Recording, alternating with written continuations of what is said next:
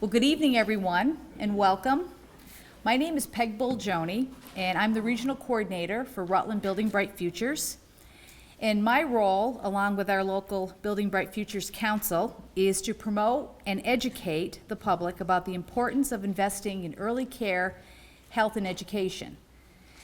We work to implement Vermont's Early Childhood Action Plan, identify areas of concern, and collaborate with stakeholders as to how we can affect positive changes for children and their families.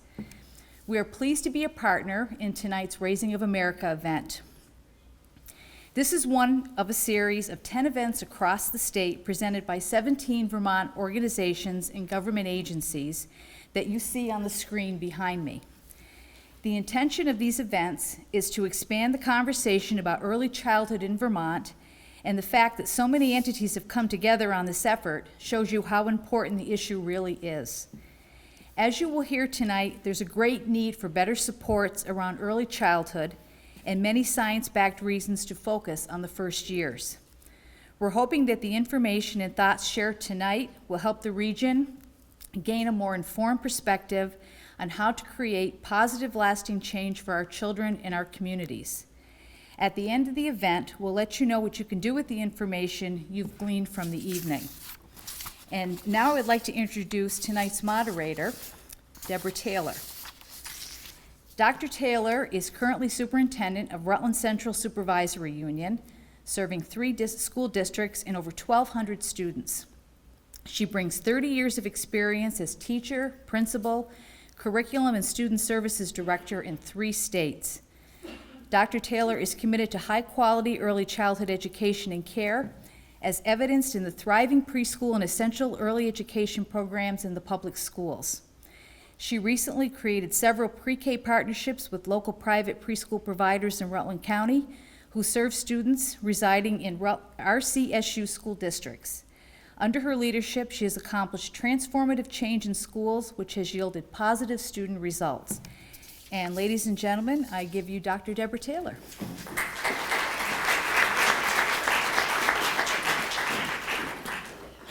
Thank you so much, Peg. Can you hear me, or do I need to click this? The microphone should be on. All right, how about that? Can you hear me all? Wonderful. Good evening, everyone. Thank you so much, Peg. It's great to see you again and wonderful to be here. As you can see, I'm committed to children, so I'm thrilled to be here today to have a chance to take part in this exciting event. This evening, we're being treated to a special sneak preview of a wonderful new documentary set to air on PBS in the spring of 2015. The Raising America explores how giving our children a strong start not only improves their chances for success, but yields healthier communities and a more prosperous society. But first, I'm very pleased to present to you our speaker, who is going to give us an introductory course on brain science and early development, and why the early years are just so very critical to our children's future success. And following the presentation and film, we'll then hear from our panelists to my left, who will share their perspectives on supporting early childhood. Then we'll take some questions and comments, so please get your pencils ready and start marking down those questions for later on this evening. So I would like at this time to ask you to assist me in welcoming our speaker this evening. His name is Dr. George Field. Dr. Field is a 1973 graduate of Otter Valley Union High School and holds both undergraduate and medical degrees from the University of Vermont. His family medicine residency was at Thomas Jefferson Memorial Hospital in Philadelphia.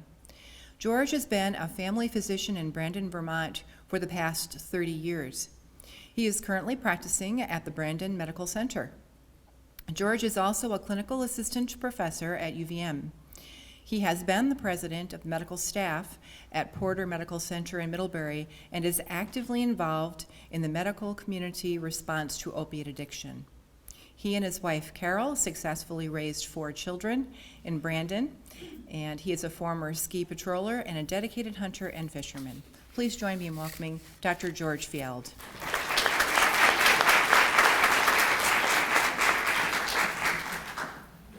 Thank you very much, Dr. Taylor. I appreciate that warm introduction.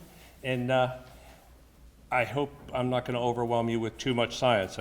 I think this is going to be at a level we can all see between the slides and the things that I can bring you up to date with in terms of some examples and some understanding of what we're talking about in terms of brain development and why these years from birth to 3 to 5 really make the biggest difference. So let's start. The first years of building the brain. What happens? Next slide, please.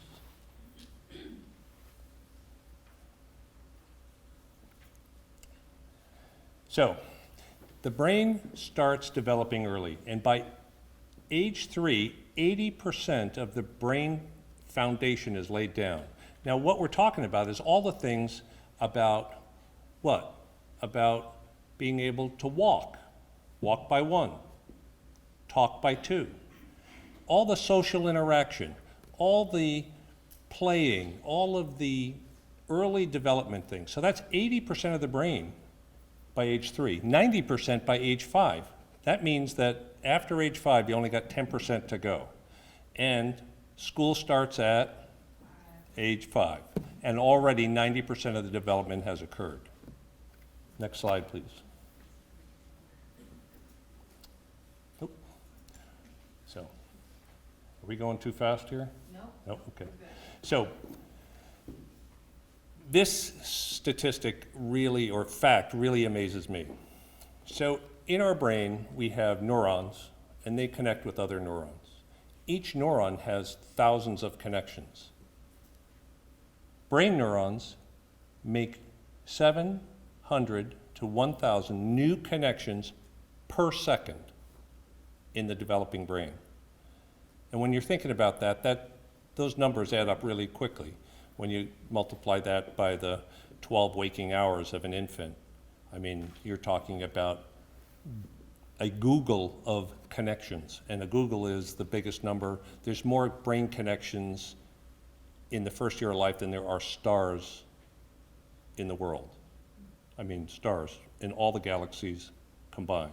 We're not just talking about our galaxy or our group of galaxies, but all of the galaxies in the entire universe.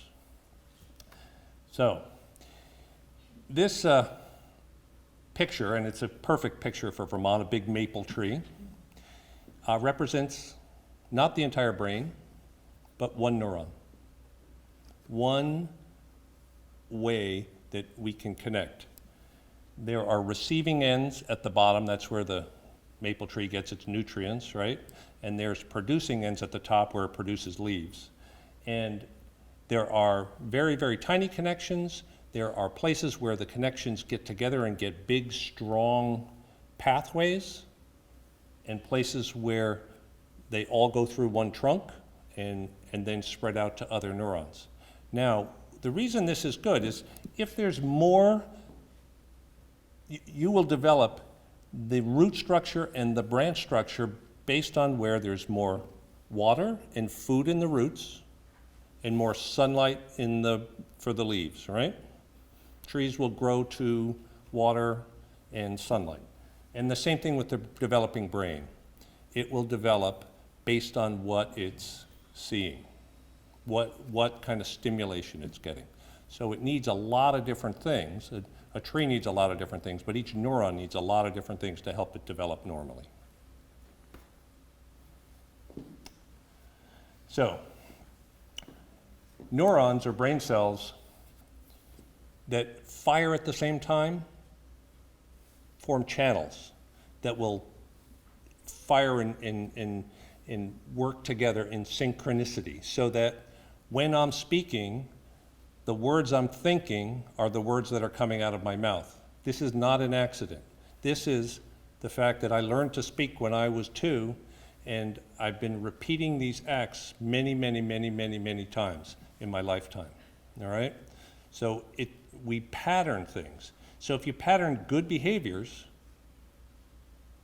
you get good behaviors. If you pattern bad behaviors, you get bad behaviors. So it's really important to think about, how in those first years of life, we want to develop the really good patterns, the good things for physical development, for being able to walk and talk, and for emotional development.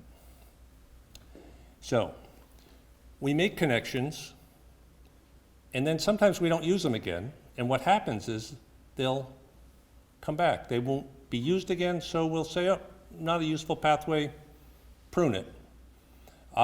This pathway gets used a lot, and it'll blossom, and it'll have more connection, and it'll become a bigger branch or a bigger root to get more connection, so that the brain and the neurons will develop these pathways that work. We used to think that the brain kind of had a set structure, that it was one set way of being, and we now know that it's very plastic, and by plastic I mean silly putty-like. You can manipulate it. It's got neurons, but they can change how they interact with each other. You can stretch it and move it and change it. So plasticity of the brain is really, really an important concept. These images really give us a good example of what the prune it or lose it means. So on the left is an example of a neuron that has a lot of branches and a lot of connections. And on your right is an example of one that has withered back. It's lost a lot of its connections. Next slide. So, stress. There's good stress, positive stress, which is relatively low key. We'll see a brief increase in heart rate. This is the kind of stress I'm under right now. I don't have a lot of, apprehension about speaking in front of crowds. So this is kind of a good stress for me. My heart rate's up a little bit. I feel comfortable, but I'm on, right? Tolerable stress is, you're driving on the highway in New York City. Well, for some of us it's tolerable stress. For some of us it's a really high stress. But, in a situation where you have to be very aware of what's going on, maybe if you went skiing like I do, I like to ski, and so if you're out doing that and there's people coming by you and you're skiing by and there's moguls and things, so that might be a little bit more, but it's tolerable and it's actually enjoyable. Toxic stress is when it's overwhelming and unrelenting, when you can't escape it, when it doesn't cease, when it never ends, when you can't find a way to modify your environment. And you think about a 1-year-old or 2-year-old or 3-year-old, they are totally subject to their environment. And when it's a highly stressful environment, what happens? They develop abnormal patterns of reacting to those stressors. So that will be laid down and they will form branches and roots and bigger ones that are stress adapters, and they won't be strong and they won't have ways of modifying their behaviors and of getting themselves to calm down and of being able to interact appropriately when they start school. Next slide. So, this is 2 images of a 3-year-old brain. On the left, a normal brain, and on the right, an extremely neglected child. It's not like one is just shrunken because they took a different size picture. They're the same neurodevelopmental state, and the one on the left, or on your right, is clearly underdeveloped. There's a lot less neurons, there's a lot less connections. So it makes a direct impact on brain development. The physiologic changes in the brain actually cause retraction of neurons when the stress is so great, because using your brain at that point and taking in the stressful stimuli is so negative, you just try and shut it out. So you reduce how much you pay attention to the sound in your environment, to the visual stimulation in your environment. You cue it all down because it's so terrible to feel that you don't want to have that. So what makes it better? Healthy brain development needs good relationships. It needs positive, interactions with the people who are caretaking. It needs people who really care about the child, who coo and sing and touch and have face-to-face interaction, even when they're doing the terrible things that you have to do with babies, like change diapers or have them throw up all over the place or all those other things. You still have to have a positive interaction. You can't be yelling and screaming at this child who didn't plan on pooping all over themselves, didn't plan on throwing up all over the front of your new shirt that you just got and you're ready to go to a party. I always remember the story of a friend of mine who's an accountant, and she had 3 little children, and she would drop them off on her mother's on the way to work. And one day she was at the end of the day, and one of her coworkers said, I hate to tell you this, but you have a streak down your back. And she had picked up the last one out of the car seat to bring it into her mom's house on the shoulder, and the child had vomited, left a white streak right down her nice blue suit. So she did not take that out on the child.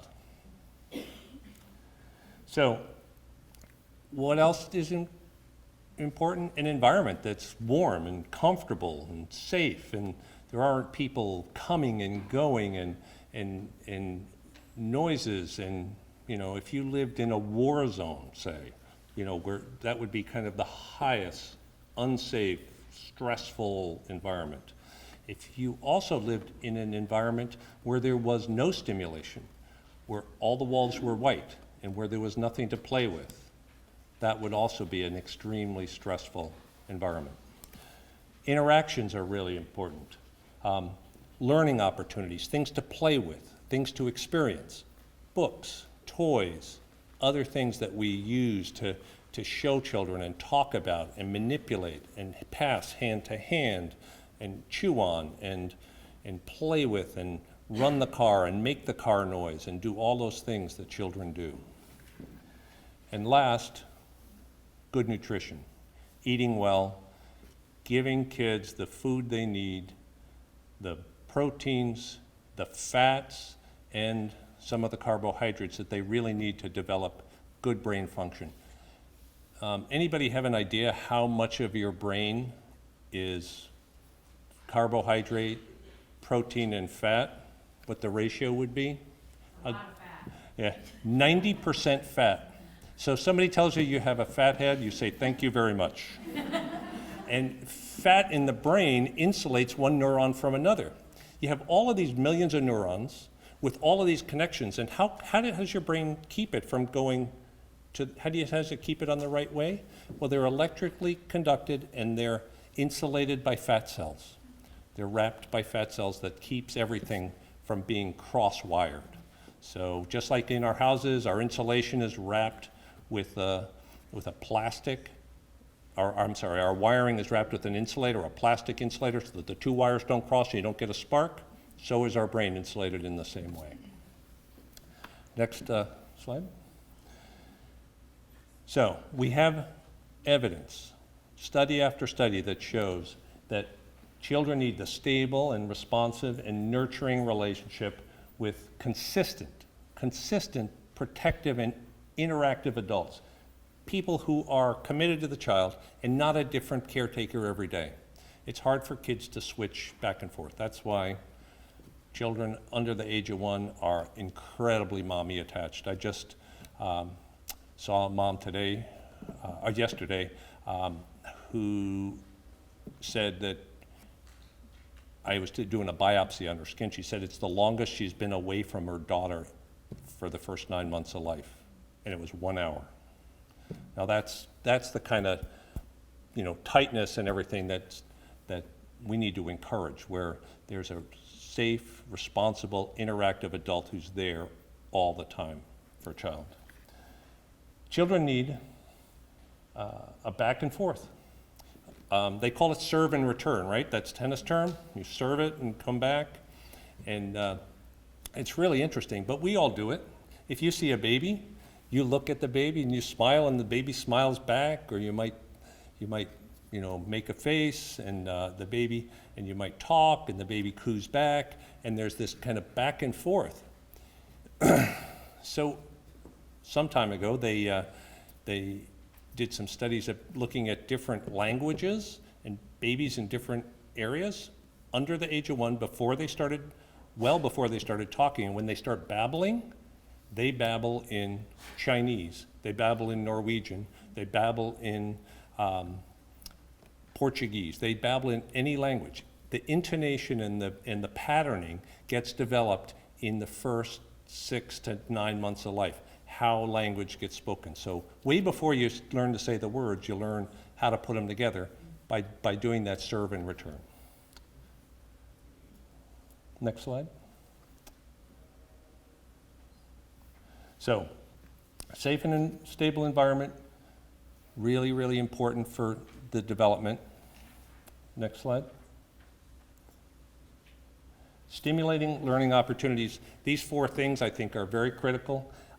Singing, reading, playing, and talking. Things that you need to do with kids every day. I'm a huge proponent of reading to children starting at age 6 months, because they start seeing and hearing about their environment in a way that you can't do with just a few things. Granted, you can teach kids a lot with just a few toys. However, books expand their world exponentially. But thank you. Breastfeeding is the #1 way to get good nutrition. There's millions of years of biology that went into breast milk, and formula is a few decades of medical science trying to imitate breast milk. Sensitive responsive feeding, so feeding when the child's hungry. Adequate amount of nutrients is really, really critical. And inadequate nutrition retards growth. Kids don't develop, and they don't develop good physical function, cognitive function. And if kids are well fed, they're ready to learn. They're ready to go out and do things. So all of these things have to be present. Next slide, please. So we really do have to ensure that kids, right from when they're born through when they start school, get the necessary elements to be able to survive, as we've just gone over. It's based on brain science. It's not based on me wanting to be a do-gooder. These things that we need to do, that we'll talk about as a panel, are really critical for having children that are good, safe, healthy, productive members of society. So, thank you very much.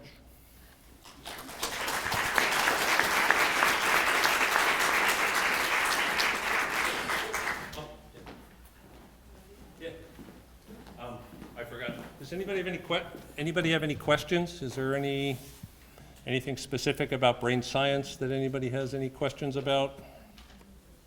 I'm just wondering what happens to the baby's brain in utero when a mother is on heroin? So heroin, there'll be some things that happen. Specifically, they'll develop more of the receptors for those endorphins and enkephalins that are predominant for addicts.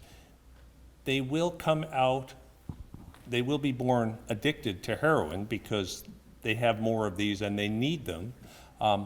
But they will, because of the plasticity, as soon as you withdraw them off the drug over the first couple of months of life, they will, their brains will revert to more normal and develop normally.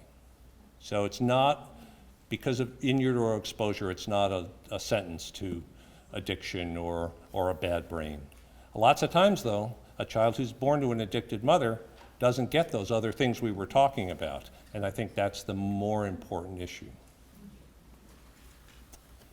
So if you have a child that reaches the age of 3 that has experienced neglect, abuse, if that child is then placed in a safe, healthy, nurturing environment, they can catch up? They do catch up. It takes more effort and more work.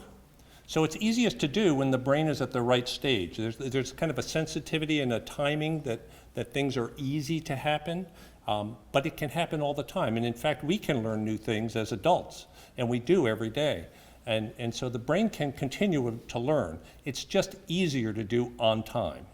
So, but there's no reason that if you start at 3, you still get a lot of growth. What if we start at 10? You still get a lot of growth. It's just harder. More work, more effort for everybody, you know.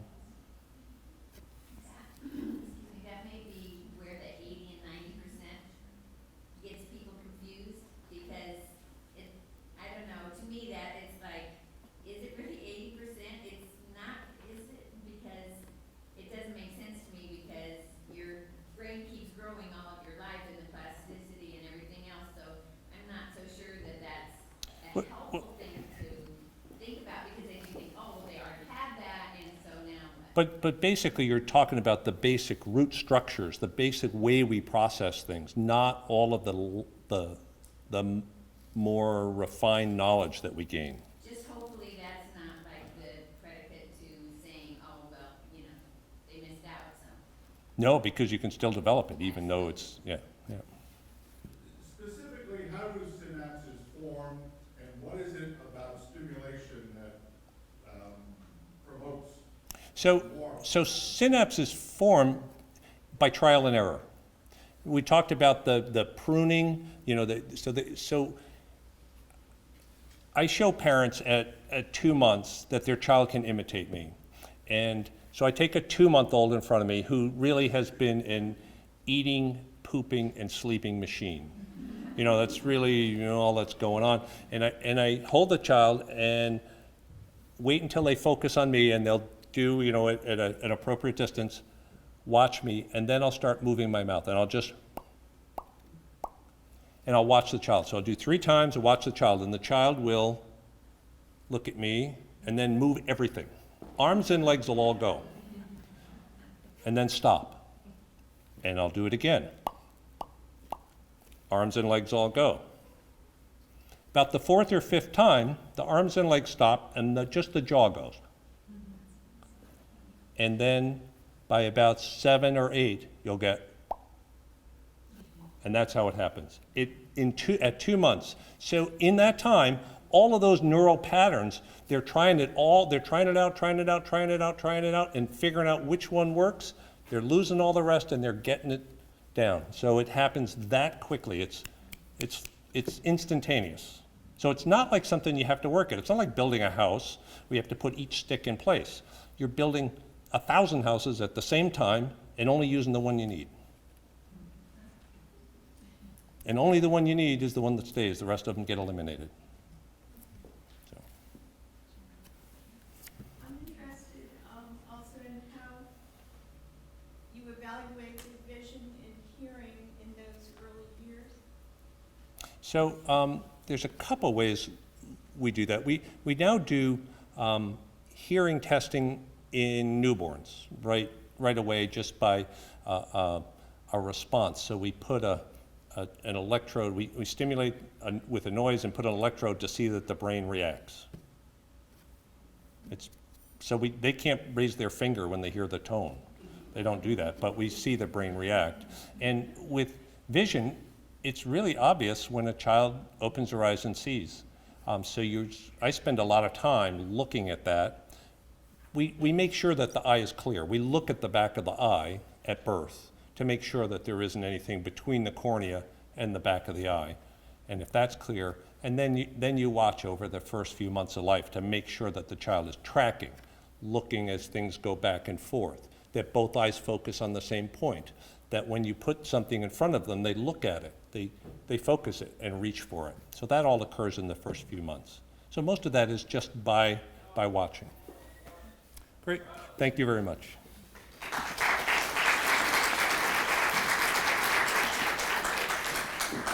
Thank you so much, Dr. Field. Very interesting. And of course, as you can see perhaps from our agenda, there will be time later this evening. Dr. Field was one of our panelists, and there will be more discussion. So if you didn't have a chance to ask your question, you will have that opportunity a little later on this evening.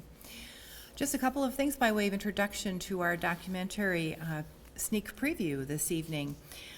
As you may know, there are 17 Vermont organizations and state agencies which worked with California Newsreel to bring the sneak preview of Raising of America documentary to Vermont. The documentary explores early development and why it is critical that families are supported in providing quality early experiences for their youngest children. What you're going to see are select clips from this latest work in progress version of the documentary. And as I mentioned earlier, the final cut is going to be aired on PBS in the spring of 2015. Some things to keep in mind as you look behind the curtain on this production: that final edits and narrations are going to tighten the pacing and rhythm and flow of the story structure. The animator is currently working on the graphics. Don't be too critical then. The music is being scored, and the sound, mix, color correction, etc. will be done at the very end of the production. Every fact in the show is going to be double-sourced and cited in the footnotes, which you will again have an opportunity to see at a later time. So with that, please join me in enjoying, I think, what should be a very interesting sneak preview of this documentary. Thanks very much.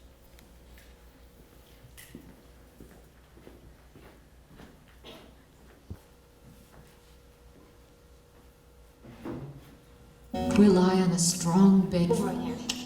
It's ageless wisdom. If you don't do the base right, you'll start all over. The base holds everything up. Big societies, like small structures, rely on a strong base. Ours as a society is our children, and theirs is the first 5 years of their lives. A baby has a brain. We all have brains that make you think, makes you look, makes you talk, makes you walk. Very interesting and informative. Well, I'm sure that spurred some additional thoughts and questions, perhaps, which we will be addressing just as soon as our panel has an opportunity to speak with you this evening. So I would at this time like to introduce our panel, and they will each have a few minutes to provide you with a brief amount of information, and then at the conclusion of all of their remarks, I will be asking for you to raise any questions which you may have. So I will begin by introducing our panelists, and I will start on your right, and I'd like to introduce Ann Warrell, who is the Community Action Coordinator for Vermont Country Store. Ann, welcome. I'd next like to introduce Donna Rantanen, who is a parent. Thank you for being here, Donna. And Kelly Todriff, who is Family and Mental Health Services Manager for the Rutland County Head Start. Welcome. And of course, Dr. George Field, who you know, pediatrician from the Brandon Medical Center. So I think for ease, we might just start on the far right. And Ann, I wondered if you could just start us off. My job is to try to keep you within about a 5-minute frame, so I'm just going to join you back there, but if you see me waving a bit, you'll know it's time to pass the mic on over, okay? Thank you. Thanks so much.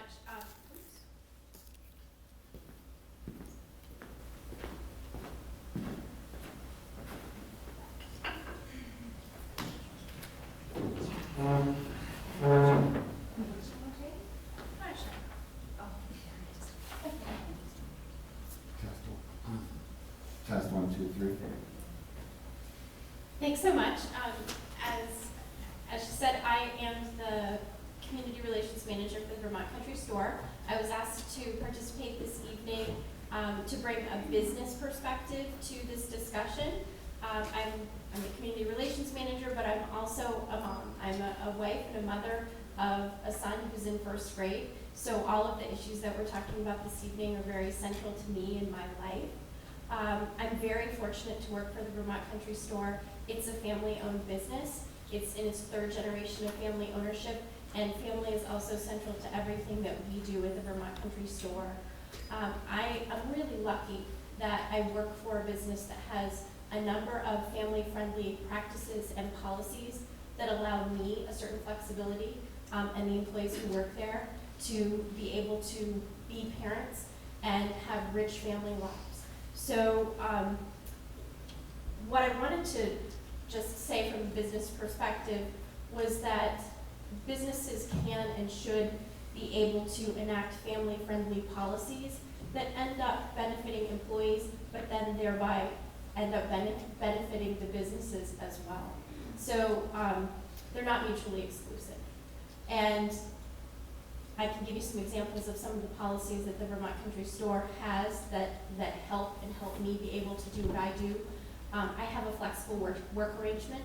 That's available to some employees who work for our business. It depends on the role, depends on the circumstances, but I'm able to work from home to a limited degree that really helps me. We have a dependent care assistance program, which essentially provides a subsidy to employees who who have dependent care expenses. That's in relation to child care, but also elder care, if that's something that is impacting your life. That's been enormously helpful to me, as even today with a child in school, I still have child care expenses during the school year and over the summer months. We also have an employee assistance program which offers referral services for people who are seeking out quality daycare arrangements. That also can be really helpful. And our company follows the FMLA guidelines for businesses over a certain size. I would suggest that businesses of any size should try to follow those guidelines to the extent that that's possible with the business.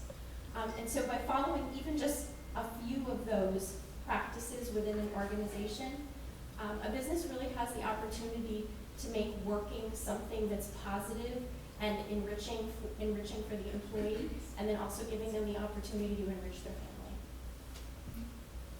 Thanks so much.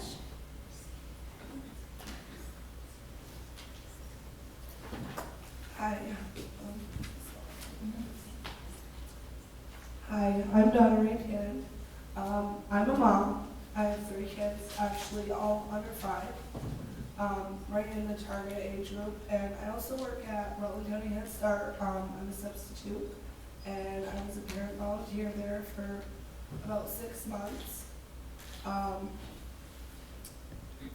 It's an important subject for me, obviously, having the 3 kids. My oldest is going to be 5 in a month, and my middle child is going to be 3, and my youngest just turned 1. So healthy environments and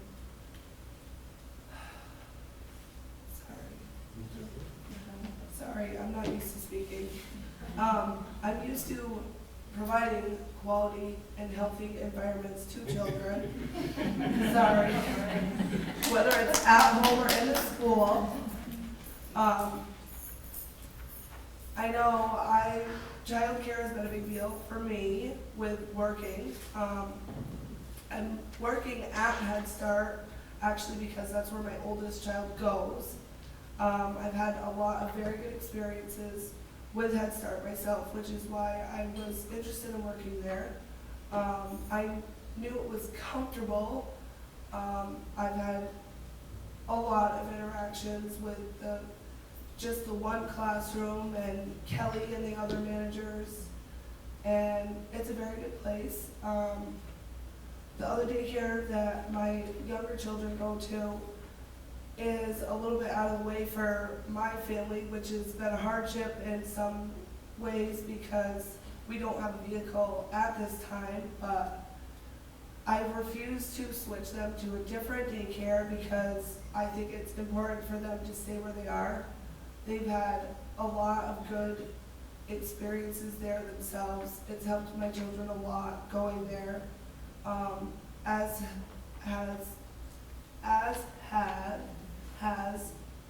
sending my son also to Head Start with behavior issues and stuff like that. It's helped them and also our family as a whole, and it's helped me learn a lot about consistency and what's being taught at school and teaching it at home, because that helps a lot, especially with that age.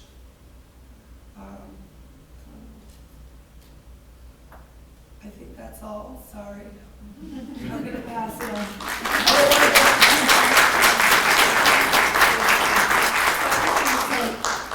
That Donna has been with our program for what, second year? Yeah. Yeah, and she does a phenomenal job. She manages getting the 3 children to daycare, walking, sometimes riding the bus, and coming to work at Head Start for 8:30 in the morning. So her day starts very early and ends very late at night. And I just want to recognize her for that. So my name is Todriff, and I have been with the Head Start program for 22 years. So started out as a teacher and now in administrative as the Family and Mental Health Services Manager for the program. So Head Start, as everyone knows, is focusing on parent engagement, really engaging the families. And so I'm going to speak a little bit about that tonight and what an early quality childhood program looks like in the classroom and the aspects of family engagement. I just wanted to find out how many of people in the audience are not from the early childhood field.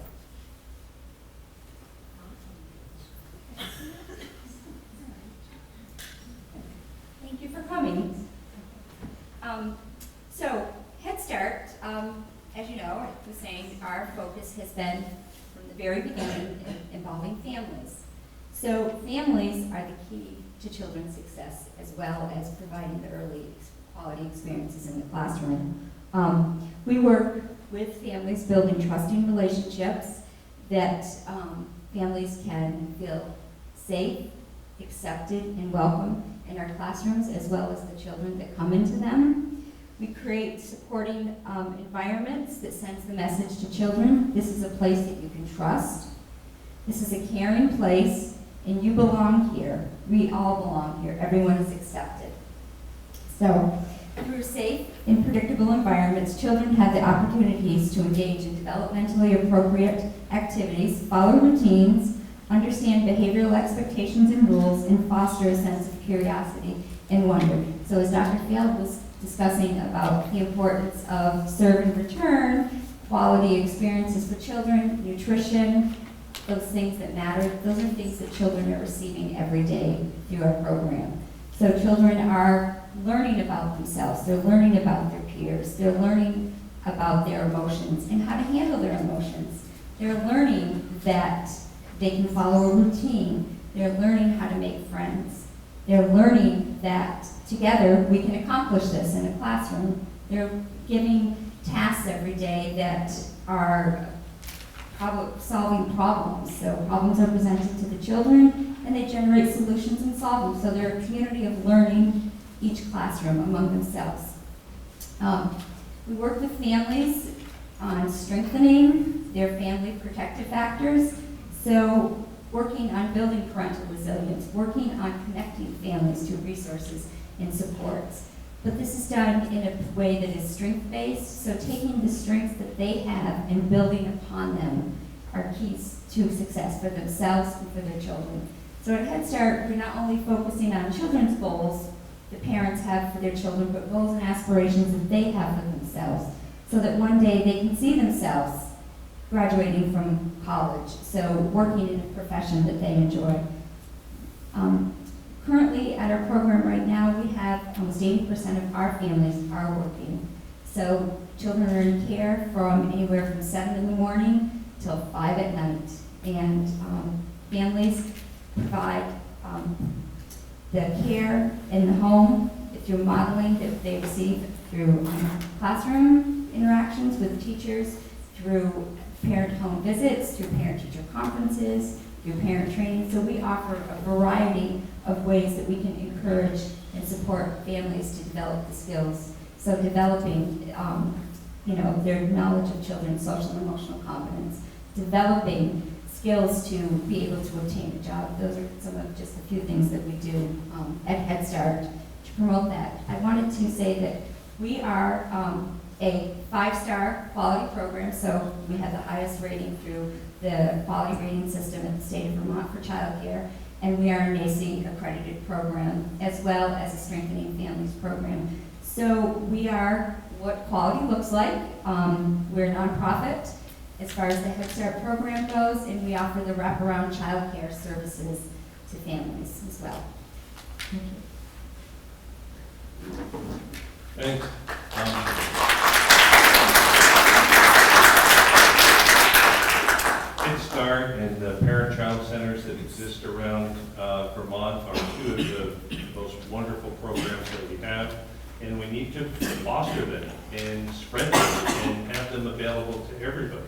And it's really difficult to think about what it's like now to be a parent working family where you're trying to work from 8 in the morning till 5 at night and get kids off and find daycare and have it on the way to work and easy to pick up and all those other things that make it easy to do if it's supported by industry, if companies start to realize that these are their future workers that they're training now as newborns to 5-year-olds, that perhaps they'll start to see that the investment now will pay off in the long term. I know that Vermont Country Store is one of the exemplary companies to do that. I'd like to see us all invest more in childhood development and in these early times. There's a couple of things that I see in my practice that I thought I'd bring up. One is the kids who have these really rich, stimulating environments. The one place I see it, when a child, I ask a 5-year-old to draw a picture of a person. No help from mom or dad, and I give them a pencil and a piece of paper, and then we turn away, and nobody gets to comment or anything. And the kids with these really stimulating environments will take and draw a picture. They'll have a face with ears and eyes and nose. They'll have eyelashes and hair. They'll have a body. They'll have arms and legs and fingers and toes. They'll have so much embellishment. They'll put some clothing on. They'll curl the hair, or they'll talk about this is a ring or a wristwatch or other things that are well beyond. Whereas the normal developmental criteria we use is they should have 6 parts, which would be head and body, arms and legs, and eyes and a mouth. That would be developmentally normal. But these kids with the most stimulating environments draw these much more intricate pictures. And I see that every day. So I think that in practice, this really works, and that investing makes a huge difference. One of the things that's not mentioned here is that there's evidence now that every dollar that you spend in early education returns 5 societally, so that better educated people, less jail time. That's a huge thing, $40,000 a year to put somebody in jail because they can't succeed in society. They're stealing or doing something that we think is so bad that we put them in jail. So those kinds of returns on investment are really, really high quality investments. So, I really appreciate everybody inviting me here. Thank you very much. Okay, very good. Thank you so much, Adam. Take questions over here, okay?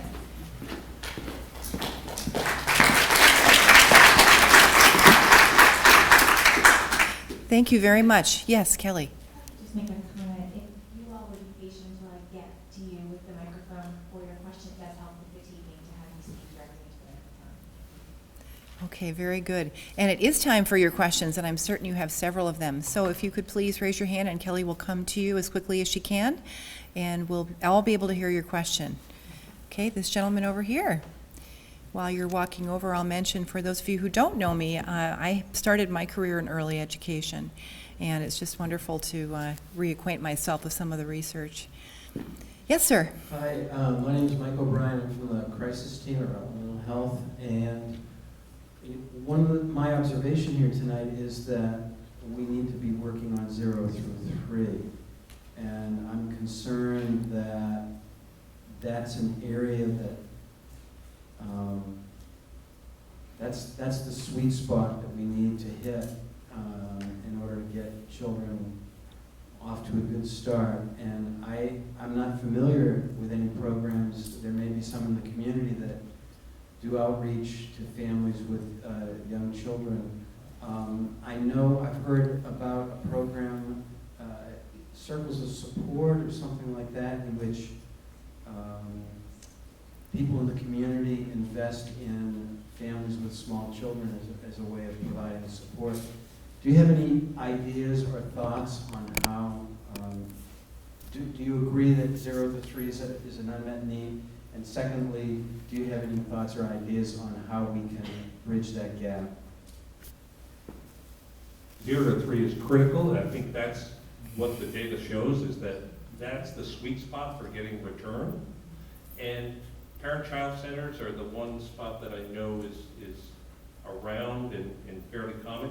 But I think what we need to do is have all daycare, all childcare be of high quality so that this occurs for every child, no matter where they go. And I think that's what this impetus is for.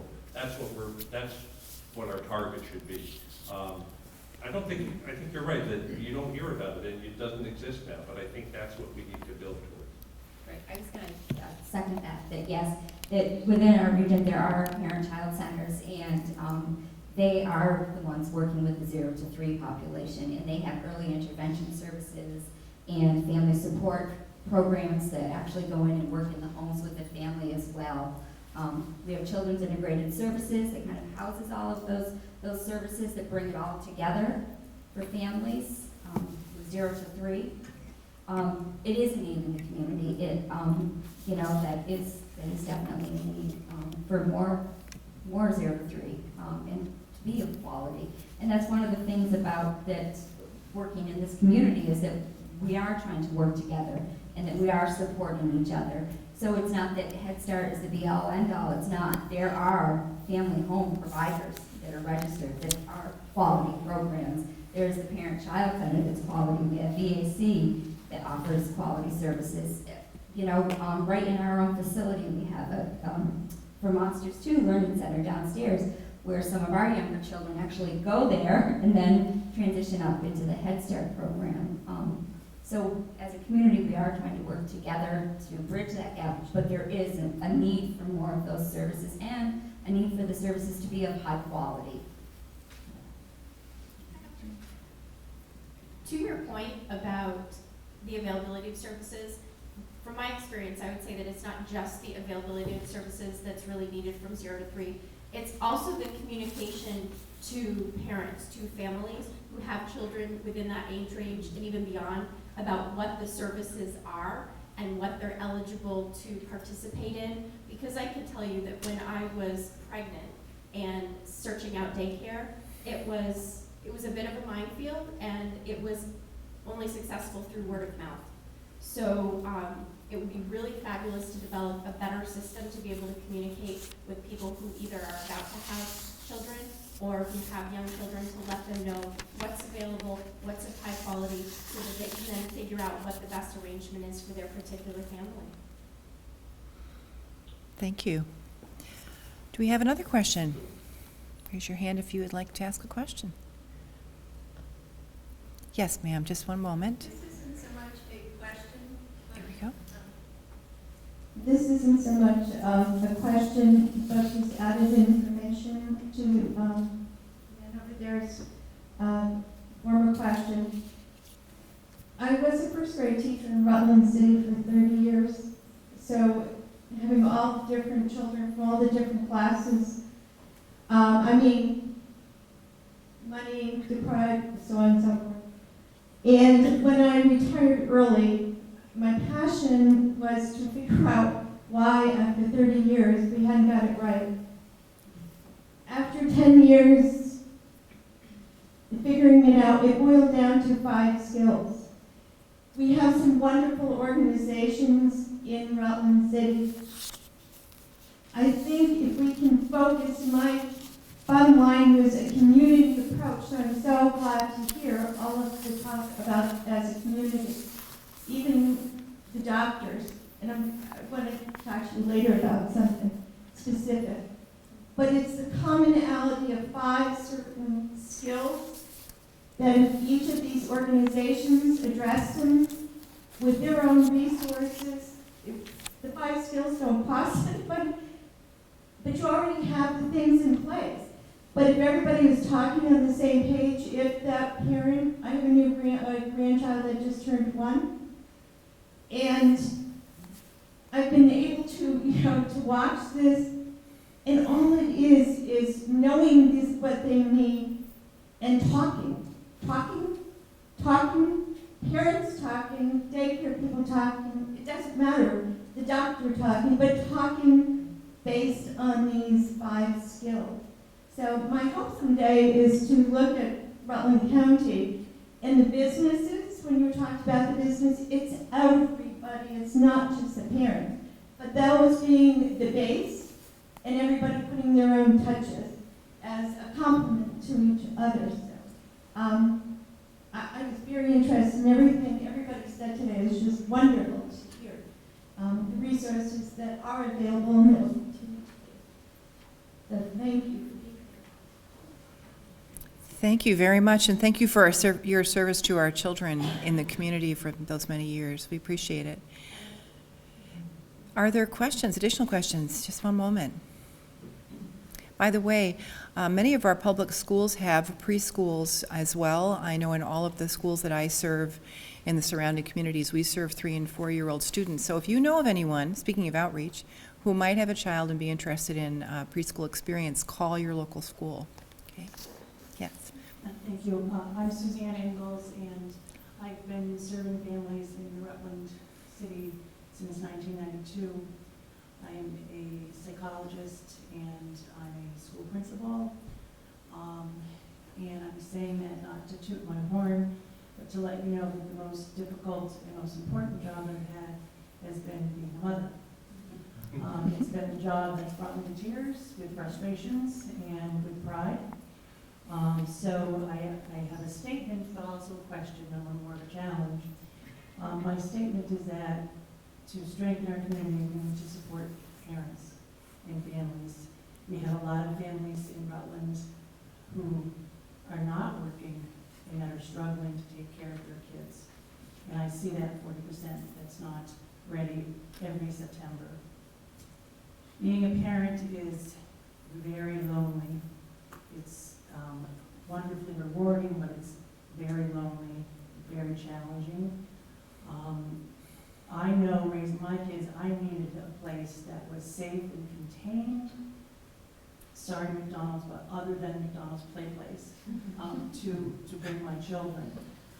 So I am a strong advocate of early child care, but I also think we need to be strong advocates of parents who aren't working, and we need to find ways to give them things to do, to give them positive models, because if we don't, we're going to have kids that are highly understimulated, kids that are full of toxic stress, and I see that too often.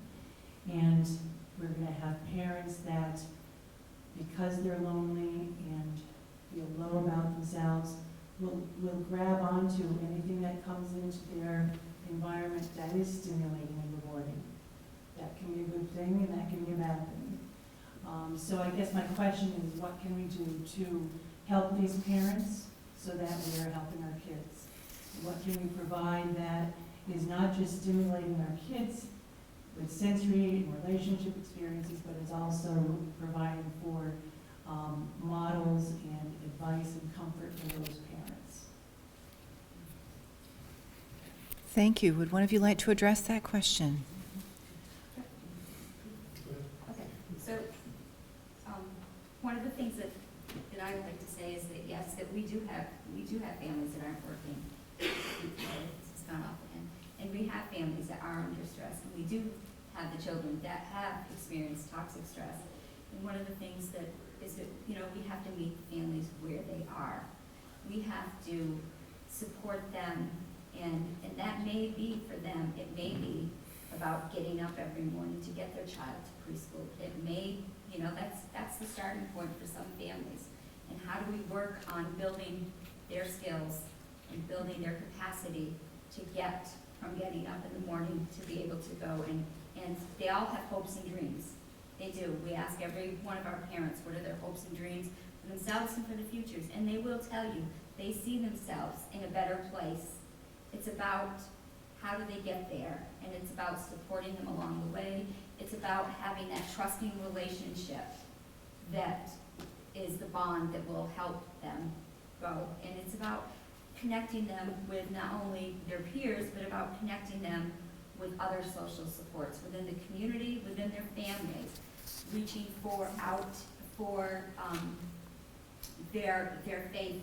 You know, what are some of the things that they can use for their supports that they need? Because everybody needs support at some time in their life, and it's okay to ask for that. We work with families so that they do feel comfortable in saying, hey, I need some help right now. I'm not sure where to turn or what to do.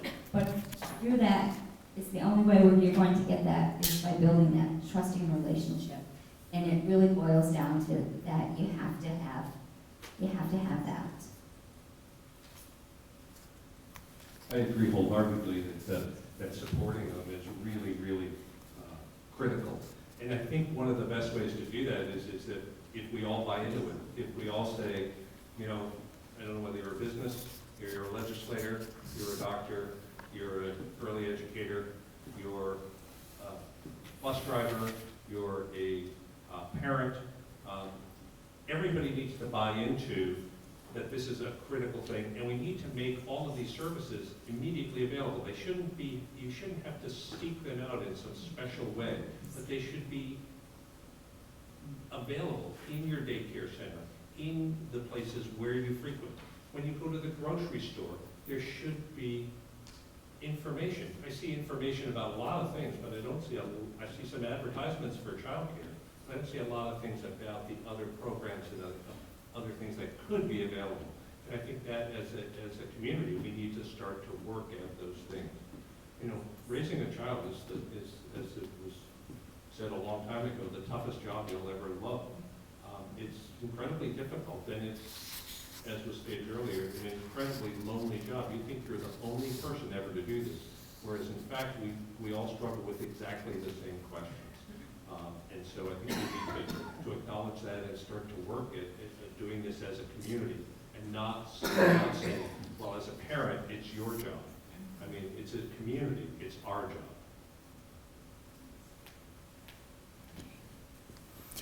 Other questions? Yes, ma'am.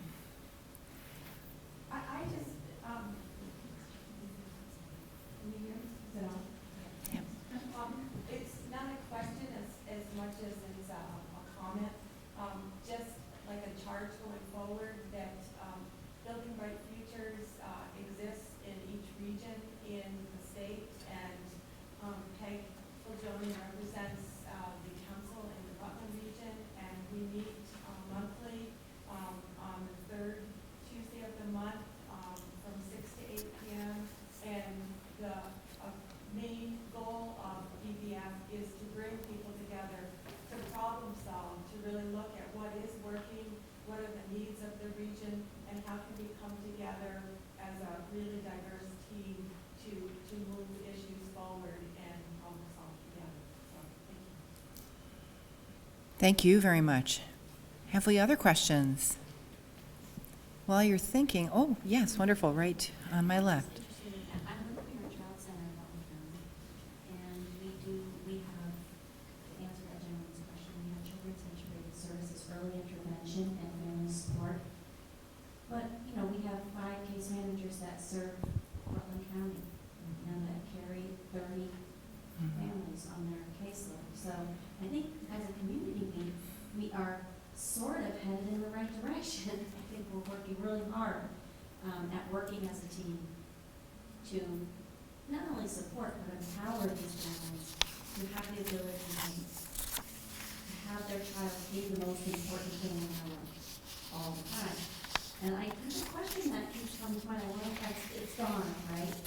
What is the #1 challenge? If you had to pick the biggest challenge that you face, what would that be? I don't know. I guess my #1 challenge, right off the top of my head, every day is spending time with my kids. Because I'm busy, you know. I feel like sometimes the time that I get with them isn't as much, like as good quality time as it should be, and as it used to be, which Like, it makes me feel bad, but that's why I'm happy that I have good childcare for them. So they are getting, you know, I mean, like, in the morning it's hard trying to get myself and 3 other people that are running away from me. I can't run away from myself, but everybody else can. To chase them down and wrestle clothes on them, and, you know, it's hard. It's hard being a mom, and I love my kids to death, and we do have good times, but sometimes it's hard, you know, like, I saw them this morning, and I gave my son a ride home, and I came here, and I'll go home and put him to bed. And it's not always easy to spend the time that I want with them, but I try to do the best that I can, and that's the best that I can do is just to try. But that's why I'm very thankful that I have 2 good, really, really good daycares that I know take good care of my kids and give them some more time when I can't always. And I'm thankful for Sundays because I never work on Sundays.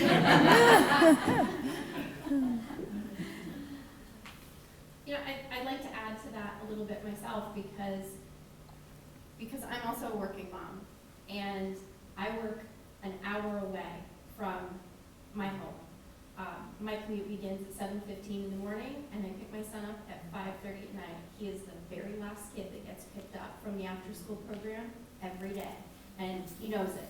He's asked me, Mommy, why am I always the last one? And honestly, the hardest part, and I was talking about this with another mom at my workplace that's in the same situation. She's got 2 boys of her own, and she's her husband has a commute to New York City, so he's there part of the week, so she's doing her own thing. The hardest part is the peace of mind, knowing that when I send my son off on the school bus in the morning, that he's going to be okay for the day. Knowing and having that peace of mind gives me the ability to then focus on my job. I am making a choice every single hour of every single day to say, I'm prioritizing my work, I'm prioritizing my son at this hour, I'm prioritizing my husband at this hour, I'm prioritizing my home at this hour, or anything else that may be on my plate. And it's a balancing act that we have to do every day. So having that quality child care allows me to then be the professional that I need to be and be able to focus. Because if I don't have my job, the rest of our life goes into a spiral. Very good. We're looking for a few more questions. I saw a few hands raised earlier. There's a lady down in the front. Yeah. Or I'm sorry, I didn't see this lady. Go right ahead. You had your hand up earlier. Yes. Well, I've been appreciating everything that was said. And I think one thing, and many things I would comment on, but one thing I wanted to comment on in particular was hearing Dr. Fiala talk about explaining to the parent about the brain growth and how, and then talking to them about reading to an infant, because I know maybe doesn't have to be explained to many parents here, you know, but I do recall, I remember when my kids were little, and there was a lady with some kids down the street, and she had a child that was 5, and she said she just started reading to him, and I didn't comment on that, but I thought, well, you know, maybe it isn't obvious, and maybe like having a pediatrician or family practice physician that's not just obviously assessing the child, but also that's an opportunity, and they've listened to their doctors. They don't always, I think, you know, often that is such an authority for families, and I really love that too, that is something that, yes, well, you know, now you can reach your child and all that's happening and see how that child is interacting and back and forth, and so I think that was really cool.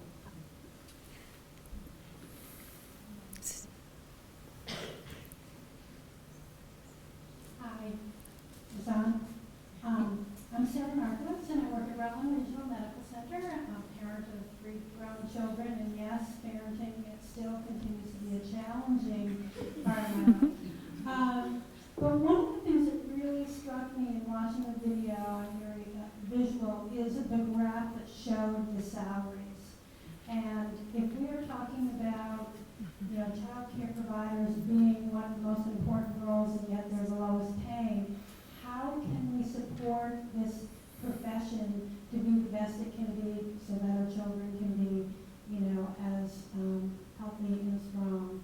And I know we've got some state representatives in the room, and sometimes it has to get a little political, but I'm just wondering, what are the ideas? We've got some great programs here in Rutland, but how can we make them all great? One of our panelists like to reply to that? I can speak on behalf of Head Start is that, yes, we do put money into salary increases, but it is nowhere near compared. We are like a stepping stone for the public schools. So, and our teachers have to have, you know, a bachelor's, and our collaborative classrooms, they have to be a licensed teacher. So again, we cannot compete with the with the wages, but again, what we do is, you know, anywhere we can, we put our resources into our staff because they are the ones, if we want to retain them, and that's one of the ways that we're going to do this.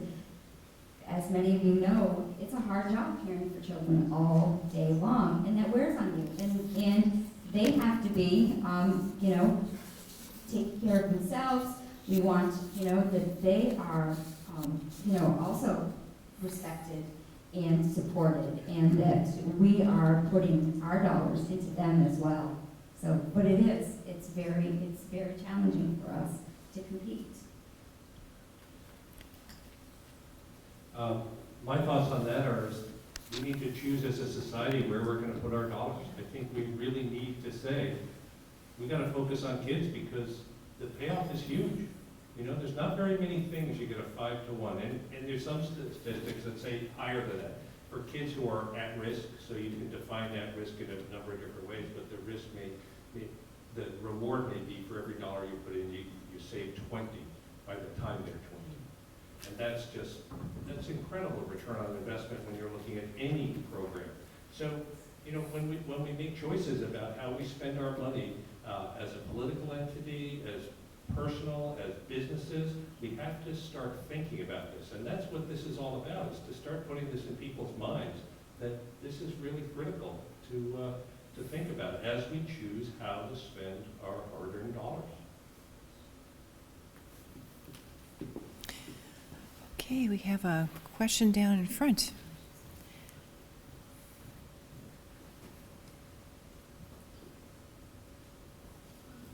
Thank you. This kind of bounces off just James' question. I'm a child care provider here at Rutland and owner of the center. So my other provider colleagues here. Let me answer that question. Thank you. I've been in business for 3 years. Would love to be more star than one-star provider right now. Would love to be Macy's credit someday. How can I get more help? I have a hard time as a single business owner providing everything that I want to be able to provide. What more can I do? What more help can I have? Might I just mention something about, thanks to the hard work of our legislators, and I see 3 at least that I recognize here. Thank you for being here. Act 166 passed, and that provides more opportunities for pre-qualified private preschools to partner with public schools in the delivery of preschool education. So I'd encourage you to contact the school district superintendent from you mentioned you're in Rutland. Contact the school and get into a dialogue about how they plan on responding to that as one avenue for you. Okay? As Jan Prince was mentioning before, I think bringing that to the Building Bright Futures to our regional council, I think that's a starting place to have those conversations, is how, as a community, we can support that and looking at what are the other steps that need to happen and take place. The other thing is that I know with Race to the Top, through the Birth to 3, there are some grants that are coming out to support registered home providers in going from, you know, whatever stars you are now to a 4-star program. So there are opportunities that are coming available. But I you know, that's all I can, you know, offer right now from my perspective. Okay. Okay, other questions, please? Yes. I guess I have more of a comment than a question, but maybe they'll come a question. My name is Alicia Delory, and I have been a home child care provider for 19 years. And the biggest challenge that I face is, number one, financially. I have a lot of subsidy kids. The subsidy rates are extremely low. The parents can't afford to pay the difference between what I need to charge. The pressure that we feel to have our programs be up here and the financial costs that takes is just not matching. So if we want our programs to be here, then we need to step it up, legislators, which I'm running for Senate myself, so I'll be up there screaming if I get there. We need to financially back that. It costs money for these programs to run. Also, education-wise, Act 166, to collaborate, you have to be a licensed teacher or have one on your staff or have somebody that will oversee your program. In Rutland County, you can't get an early ed license. You have to, there's no program here to do that. You have to participate in a class that's up north or Union Institute or online. I'm a person who has to learn in person. I can't do online learning. So we need to have the programs available statewide. If we want our people to have these accreditations or these standards, then we need to provide them statewide. We have time for one more question. Thank you very much. This lady has had her hand up for a time. And I really don't even want to speak up. Well, but you've raised your hand twice, so I think you do. Can I make one comment about Certainly. you look incredibly sane for providing in-home child care. I agree with you 100%, and that's what I think we need to do, is to really focus our efforts in providing this. I think we've been woefully underfunded, and I think it's really, really hard to do this work. And people aren't getting, when you look at that, at $9.35, you know, to do some of the most difficult work that you know, it's hard to find people, and people do it because they love it, not because it's rewarding financially. Okay.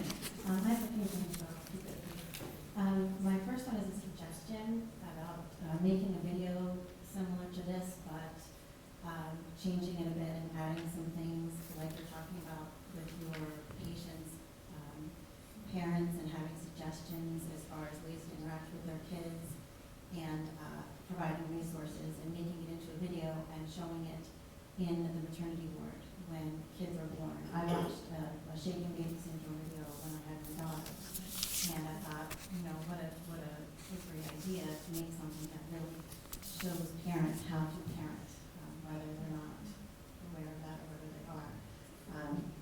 As we know, some parents had a tough time as kids themselves, and their parents had a tough time. So educating people as early as possible would be great, and also more public service messages and things like that. And my second point is how to reach kids that are at home that may not be on our radar, that aren't in daycare or any kind of childcare situation that we may not really know about until we enter school, and how to support them and get them the things that they need. Thank I you. do know that there's a child find that goes on in every community every summer to look for all those kids, and they go through the birth records and look for the kids who are turning 3 so that they can reach out to them. None of it happens in my community because my wife does that work. It's very difficult. I mean, there are kids, you move into town, you never, you know, they don't have to register your child. You pay your taxes and, you know, everybody, or you pay your rent. Nobody really has to know that you have a child. So it can be very difficult. And I think if we start to provide these services and they become very evident to people, and as a community, as a culture, we say, kids are really important, and here's all the ways we provide impetus and stimulus for children, they'll show up because it'll be interesting to them. Great. All right, thank you. Before we conclude this evening, I'd like to ask you to please join me in thanking our panel for their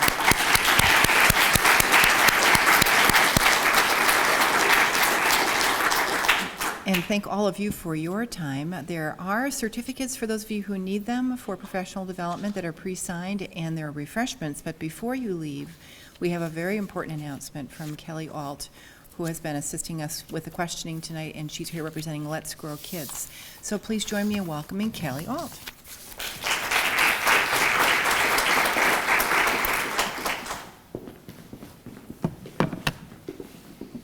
Thank you very much, and I echo the gratitude to our panelists and for all of you for coming out tonight. As I was introduced, I'm Kelly Alt. I am involved in Let's Grow Kids, and I also work for the Vermont Early Childhood Alliance. The Alliance is one of the 17 sponsoring organizations of the Raising of America events, as well as a very involved partner in the Let's Grow Kids campaign alongside BBF and many other organizations and individuals. The Let's Grow Kids campaign is a 3-year statewide public education effort designed to do exactly this, to take some of the very compelling brain science information, some of the conversation that we have about what we know quality is and what our kids need, and bring it to communities throughout the state. And there are 9 other conversations like this happening this week and last, which will really start a statewide dialogue about how we can better use our resources to support our kids and families. One of the best ways to get involved in the Let's Grow Kids campaign is to look at your chair or the chair next to you and see a pledge form. One of the ways we are showing support for the recognition about the importance of the early years is to gather 10,000 signatures on a pledge statement that is on that form. So if you haven't signed that pledge form and you are compelled to endorse that statement, please do so tonight, and feel free to take multiple copies back with you to share with your colleagues and neighbors and fellow employees. Another way to get involved is to check additional items on that form if you do want to be more involved in sharing this information in your community. There are lots of ways to get involved.